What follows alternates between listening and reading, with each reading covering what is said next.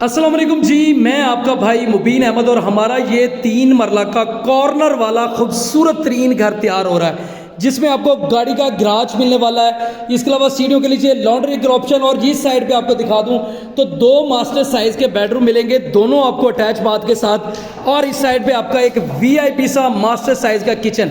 तो tile flooring खूबसूरत है, सीलिंग के डिज़ाइन ज़बरदस्त है। जहाँ पर आपका जब किचन बनेगा और कैबिन बनेंगे तो वीआईपी किचन आपको मिलेगा।